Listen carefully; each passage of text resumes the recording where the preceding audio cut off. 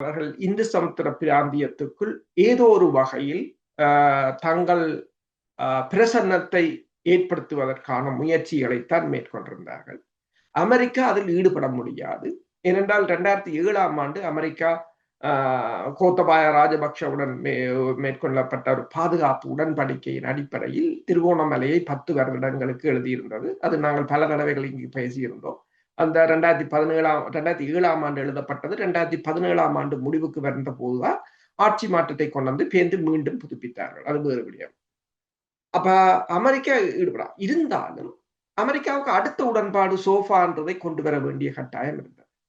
ஆனால் அதற்கு தேவையானதை தான் நேரடியாக அமெரிக்கா இன்னொரு தடவை இலங்கையிடம் கேட்க முடியாது. அப்ப அதன் மறுவடிவமாக பிரான்சையும் பிரித்தானியாவையும் கையாண்டிருந்தது. பிரித்தானியாவின் வெளிவார அமைச்சர் டேவிட் மில்லிபேண்ட் அப்போது இருந்தவர். பிரான்சின் வெளிவார அமைச்சர் பெர்னார்ட் குச்னர் அப்போது இருந்தவர். அவர்கள் தான் அங்கு சென்றிருந்தார்கள் கொழும்புக்கு ஏப்ரல் மாதம். மே மாதம் போர் முடிகிறது, ஏப்ரல் மாதம் சென்றிருந்தார்கள். ஏப்ரல் 24 பிரான்சில் இவர்கள் ஒரு கூட்டம் ஒன்று நடைபெற்றிருந்தது.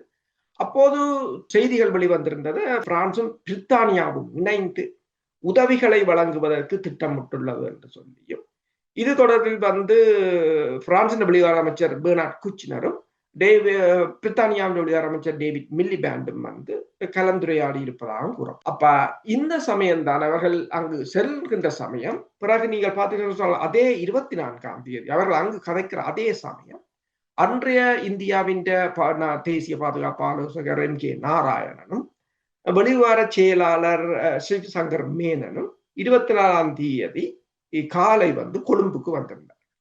கொழும்புக்கு வந்தவர்கள் ஒரு போர் நிறுத்தத்தை தாங்கள் கொண்டு வரப் போவதாகவும் தாங்கள் அந்த மக்களை காப்பாற்ற முயற்சி எடுக்க போவதாகவும் ஒரு நாடகம் ஆடியிருந்தார்.